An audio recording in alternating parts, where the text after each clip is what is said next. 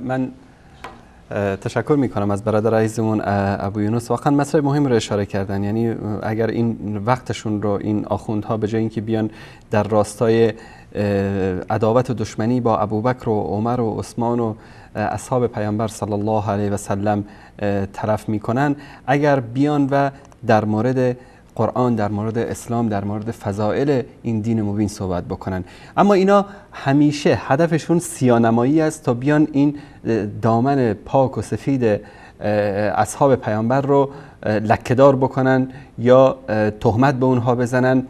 به طور مثال یک کلیپی است من اینجا خدمتتون نشون میدم تا ببینید که این قزوینی تا چه اندازه سعی میکنه که با سوء استفاده از مصادر بیاد اهانت بکنه به اصحاب پیامبر صلی الله علیه و سلم.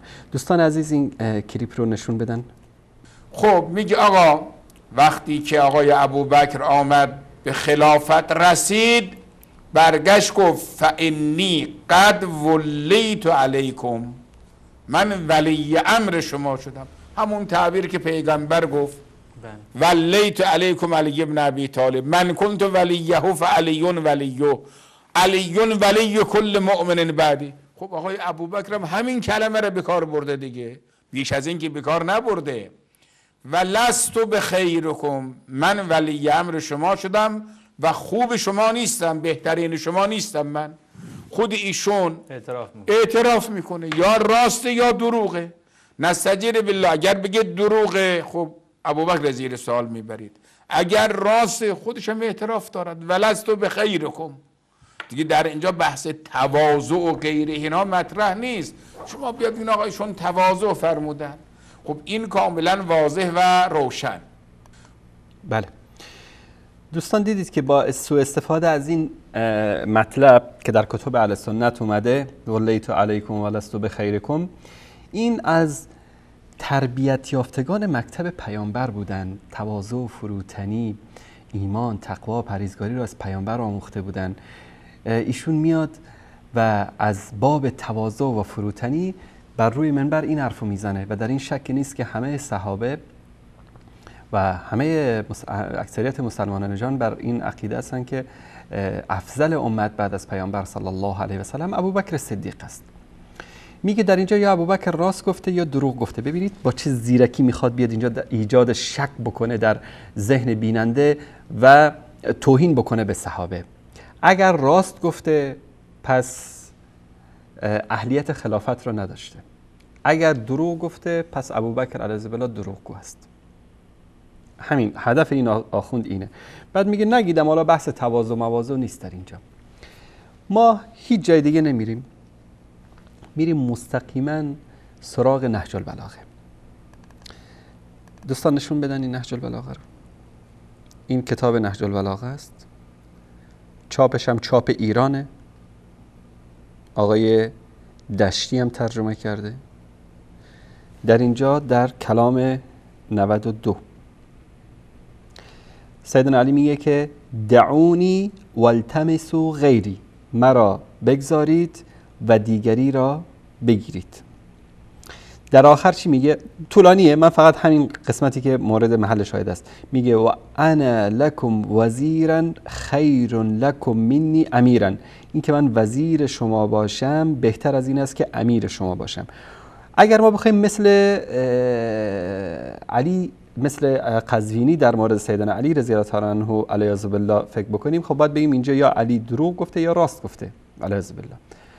اگر راست گفته پس امامت زیر سوال میره، چون گفته من امیر باشم، وزیر باشم بهتر از این است که امیر باشم. خدا من به تو این امامتی که این همه به خاطر صبر کرده بودی، خدا من الان داره همه چیز در اختیار تو قرار داده، بعد تو نه والا من وزیر باشم بهتر از این است که امیر باشم. در ترجمهش هم دوستان ببینن. مرا واگذارید و دیگری را به دست دارید، زیرا ما به استقبال حوادث و اموری می‌رویم که رنگارنگ و فتنه آمیز است و چهره‌های گوناگون دارد و دلها بر این بیعت ثابت و عقلها بر این پیمان استوار نمی‌ماند. کسی که امام است ربطی به بیعت نداره، ربطی به اینکه مردم هم بیعت بکنن یا نکنن. تا به اینجا که اگر مرا رها کنید چون یکی از شما هستم که شاید شنواتر و مطیعتر از شما نسبت به رئیس حکومت باشم، در حالی که من وزیر و مشاورتان باشم بهتر است که امیر و رهبر شما گردم. هر چی میخواید حساب بکنید. علی میگه من مشاور خلیفه باشم بهتر از این است که امیر باشم. پس علی عملا مشاوره خلفا رو قبول داشته. اگر بگید تواضع است که اینجا جای تواضع نیست، چون مسئله امامت و حکومت بر مؤمنین مطرح است. بر اساس منهج روش آقای قزوینی اگر قرار باشه ما فکر بکنیم. در مطلب بعدی اینم از نهج البلاغه خدمتتون نشون میدم، دوستان نشون بدن این صفحه رو. بله اینم شناسنامش.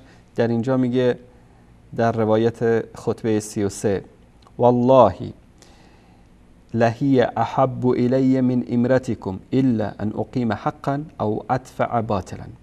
در صفحه 84 ترجمه این مطلب رو در صفحه بله اینجا از ابن عباس روایت شده که دخلت علی امیر المؤمنین یخسفون علی، بر امیر المؤمنین داخل شدم داشت کفششو میدوخت. فقال لی ما قیمت هذا النعل، قیمت این کفش چقدر هست؟ فقلت لا قیمت له، قیمتی نداره. فقال علیه السلام گفت که والله این کفش به خدا این کفش لهی احب الی من امرتکم، از امارت بر شما این لنگ کفش برای من دوست داشتنی تر است. خب در اینجا دو سوال مطرح میشه، یا علی تواضع کرده در اینجا، یا راست گفته یا دروغ گفته. اگر راست گفته امامت و حکومتش زیر سوال میره که در حکومت لنگ کفش ارزشش بیشتر از حکومت، الا ان اقیم حقا، الا که بتانم حقی رو برپا کنم یا باطلی رو دور بگردانم. در مطلب بعدی اینجا اینم نهج البلاغه است، اینم شناسنامش، اینم خطبه کلام 205 میگه که والله ما كانت لي في الخلافة رغبة ولا في الولاية إربة ولكنكم دعوتموني إليها وحملتموني عليها. ببین در ترجمه اینو میخونیم، خطبه 205 در اینجا میگه که به خدا سوگند من به خلافت رغبتی نداشتم و به ولایت بر شما علاقه نشان نمیدادم. اینجا یا علی دروغ میگه یا راست میگه. اگر راست میگه امامت شما زیر سوال میره، اگر دروغ میگه دیگه که آقای قزوینی باید جواب بده. همون جوابی که به حضرت ابوبکر میده همون جواب بعد اینجا به سیدنا علی رضی الله عنه میده. و این شما بودید که مرا به آن دعوت کردید و آن را بر من تحمیل کردید. روزی که خلافت به من رسید در قرآن نظر افکندم، هر دستوری که داده، هر فرمانی که فرموده پیروی کردم، به راه و رسم پیامبر اقتدا نمودم.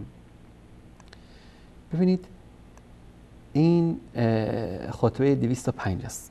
ما نمیخوایم مثل قزوینی برخورد بکنیم. در اینجا در نامه 6 نهج البلاغه، دوستان عزیز در اینجا این نامه 6 نهج البلاغه، در اینجا سیدنا علی رضی الله عنه میگه همانا کسانی که با من بیعت کردند که با ابابکر و عمر و عثمان با همان شرایط بیعت کردند، پس آن که در بیعت حضور داشت نمیتواند خلیفه دیگر انتخاب بکند و آن کس که غایب بود نمیتواند بیعت مردم را نپذیرد. همانا شورای مسلمین از آن مهاجرین و انصار هست. ببینید در اینجا حضرت علی العیاذ بالله دروغ میگه یا راست میگه. اگر راست میگه امامت شما زیر سوال میره، اگر دروغ میگه آقای قزوینی باید پاسخگو باشه. پس اگر بر امامت کسی گرد آمدند و او را امامت خود خواندند، خوشنودی خدا هم در آن است. یعنی العیاذ بالله امامتی که خداوند به علی داده بود، میگه که مهاجرین و انصار اگر جمع شدن ابوبکر و عمر و عثمان رو امام خودشون تعیین کردن، این در این کار خوشنودی خداست. اینجا امامت گفته، خلافت نگفته و امام خود تعیین کردن. حتی وقتی شما نص عربیشو ببینید در اینجا در نامه 6 نهج البلاغه. این نامه 6 انما الشورى للمهاجرین والانصار فان اجتمعوا على رجل وسموه اماما كان ذلك لله رضا. اینجا حضرت علی یا راست گفته یا دروغ گفته، از دو حالت خارج نیست. اگر راست گفته امامت شیعه زیر سوال میره، اگر دروغ گفته قزوینی باید همون جوابی که برای حضرت ابوبکر میگه در اونجا، همون ایرادی رو که وارد میکنه به حضرت ابوبکر، همون ایراد در مورد حضرت علی هم وارد است.